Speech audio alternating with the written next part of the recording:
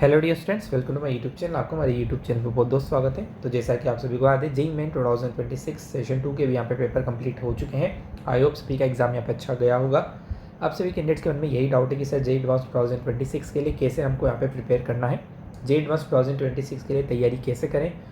Time काफ़ी कम बचा है सर, अभी तक तो हमने कुछ भी नहीं पढ़ा है। अब एडवांस के लिए तैयारी कैसे करें, कौन कौन से चैप्टर है जिनके वेटेज यहाँ पे ज़्यादा होते हैं।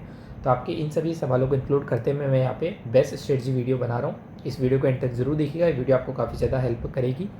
उससे पहले यदि चैनल पर नए तो पहले प्लीज़ चैनल को सब्सक्राइब जरूर कर लीजिएगा, ताकि आपको इस प्रकार का कंटेंट रेगुलर बेसिस पर मिलता रहे। तो चलिए हम ज़्यादा आपका टाइम वेस्ट ना करते हुए यहाँ पे स्टार्ट करते हैं वीडियो को।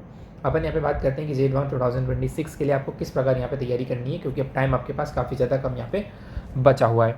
तो सबसे पहली बात, चूँकि टाइम यहाँ पे आपके पास काफ़ी कम बचा हुआ है, तो आपको यहाँ पे उन चैप्टर्स में नहीं उलझना है जो आपको बिल्कुल भी नहीं आते हैं। यदि आपकी तैयारी अच्छी है तब तो कोई दिक्कत वाली बात नहीं है, लेकिन यदि आपने अभी तक कुछ नहीं पढ़ा है तो आपको ऐसे चैप्टर्स के अंदर तो यहाँ पे बिल्कुल भी नहीं उलझना, जो कि यहाँ पे चैप्टर बहुत ज़्यादा बड़े हैं, बहुत ज़्यादा टाइम टेकिंग है, तो उनके अंदर आपको यहाँ पे नहीं उलझना है। मैं आपको फिजिक्स के अंदर ऐसे चैप्टर्स यहाँ पे बता रहा हूँ जिनके वेटेज भी यहाँ पे अच्छा खासा रहता है, और उनका यहाँ पे जो सिलेबस है वो भी यहाँ पे कम है, तो आप उनको आसानी से यहाँ पे कवर कर पाएंगे। क्योंकि जो बड़े चैप्टर्स हैं उनको कवर करने में आपका टाइम बहुत ज़्यादा यहाँ पे चला जाएगा, और यदि आपने अभी तक एडवांस लेवल की तैयारी उनकी नहीं करी है तो इस कम टाइम में उसको प्रिपेयर करना थोड़ा आपके लिए टफ हो सकता है। ठीक है, चलिए ये स्ट्रेटजी उन कैंडिडेट्स के लिए जिन्होंने अभी तक तैयारी यहाँ पे नहीं करी है, जो अपनी पेस से तैयारी यहाँ पे करते हुए आ रहे हैं एडवांस के लिए, वो अपनी तैयारी को एज यूजुअल फॉलो कर सकते हैं।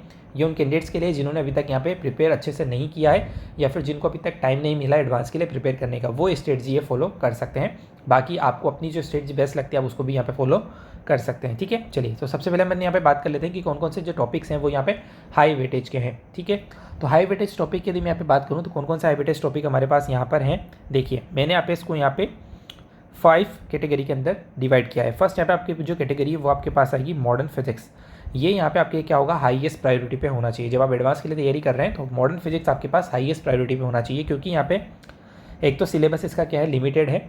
सिलेबस इसका फिक्स है, फॉर्मूला बेस्ड सवाल ज़्यादा इसमें पूछे जाते हैं, लिमिटेड इसका सिलेबस है, तो आसानी से आप जेईई एडवांस के लिए मॉडर्न फिजिक्स को आप यहाँ पे प्रिपेयर कर सकते हैं।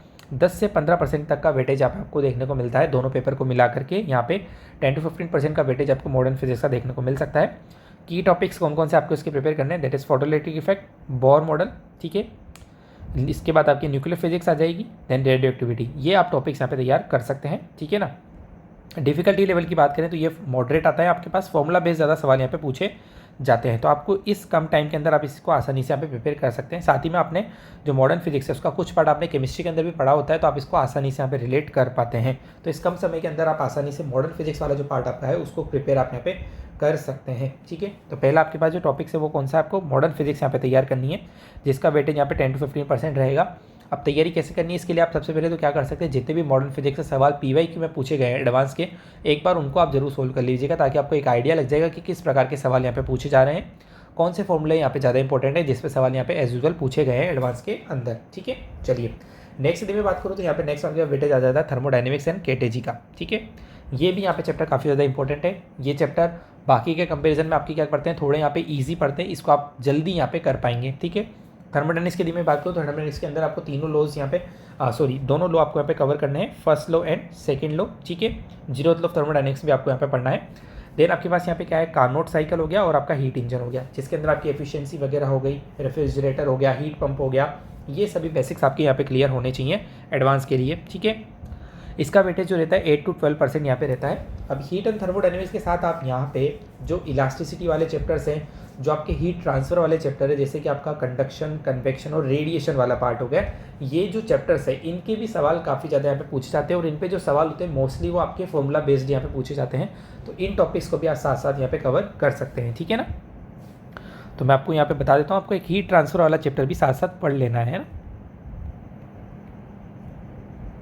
जिसके अंदर आपकी कंडक्शन, कन्वेक्शन और रेडिएशन वाले तीनों यहाँ पे पार्ट आ जाएंगे। कन्वेक्शन आपके सिलेबस में नहीं है, तो कंडक्शन और रेडिएशन आपको यहाँ पे पढ़ना है। ओके, तो ये चैप्टर भी आप साथ साथ यहाँ पे कर सकते हैं। साथ ही में आपको थर्मोडायनेमिक्स तो करनी है, और केटीजी भी आपको यहाँ पे कर लेनी है। केटीजी एक छोटा सा चैप्टर है, ठीक है, जिसके अंदर लिमिटेड यहाँ पे कंसेप्ट है, तो इसको भी आप यहाँ पे कर सकते हैं। साथ ही में थर्मोडायनेमिक्स आपके पास आपको केमिस्ट्री के अंदर भी देखने को मिलती है, तो आप आसानी से इसको केमिस्ट्री से रिलेट करके भी यहाँ पे पढ़ पाएंगे। ओके, आपके फिजिकल केमिस्ट्री का ये काफ़ी इंपॉर्टेंट पार्ट है, तो इससे रिलेट करके आप इसको आसानी से पढ़ सकते हैं। नेक्स्ट यदि मैं यहाँ पे बात करूँ तो नेक्स्ट आपके पास आता है इलेक्ट्रोमैग्नेटिज्म।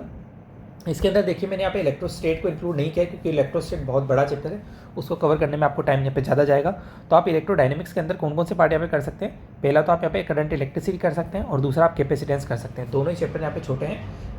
करंट के अंदर आपको मेनली किरचॉफ लॉ यहाँ पे अप्लाई करना आना चाहिए, तो सर्किट बेस्ड वाले सवाल आप आसानी से यहाँ पे सोल्व कर पाएंगे। कैपेसिटेंस के अंदर भी आपको यहाँ पे जो सर्किट है उसको सोल्व करना यहाँ पे आना चाहिए, तो इसके ऊपर बेस्ड आप यहाँ पे सवाल आसानी से सोल्व कर पाएंगे। ठीक है, तो की टॉपिक्स आपको जो निपटाने हैं वो आपके किरचॉफ लॉ और आपके जो कॉम्प्लेक्स सर्किट होते हैं वो आपको यहाँ पे कर लेने हैं। ठीक है, डिफिकल्टी लेवल क्या होता है, इसका मॉडरेट लेवल ही यहाँ पे पूछा जाता है। ठीक है ना, तो ये वाला पार्ट भी आप आसानी से यहाँ पे कर सकते हैं कि करंट इलेक्ट्रिसिटी और कैपेसिटेंस हुए, इसको आप आसानी से जल्दी से रिवाइज भी कर सकते हैं। जितने भी किरचॉफ लॉ वाले सवाल आपको देखने को मिलते हैं सर्किट्स, उनको सोल्व कर लीजिए, आपको उससे आइडिया लग जाएगा।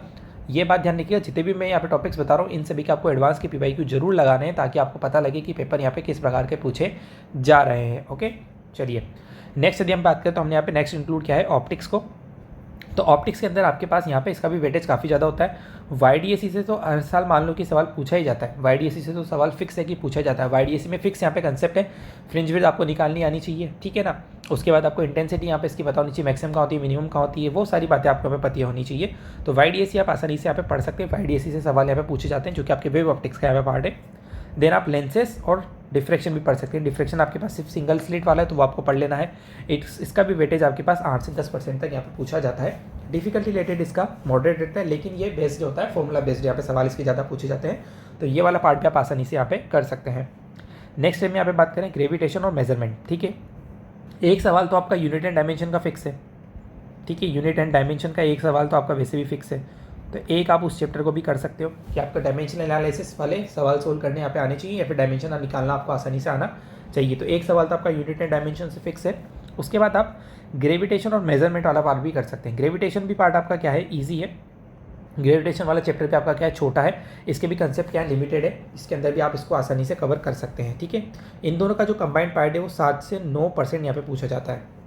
इसके अंदर आपके पास एक तो आप ग्रेविटेशन को इलेक्ट्रोस्टेट से रिलेट करके भी पूछ सकते हैं, पोटेंशियल एनर्जी हो गया, ये सारी बातें आप रिलेट करके भी यहाँ पे याद कर सकते हैं।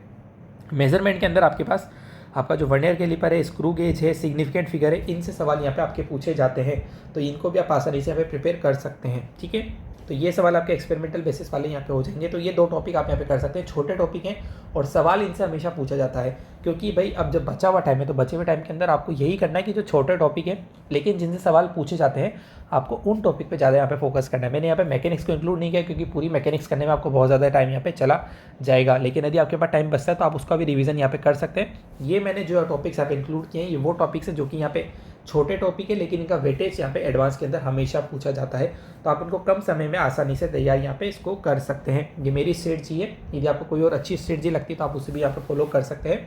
यदि वीडियो पसंद आई तो प्लीज़ वीडियो को लाइक जरूर कीजिएगा। इस तरह का कंटेंट पाने के लिए चैनल के साथ जुड़े रहिएगा। Thanks for watching, please like subscribe my YouTube channel.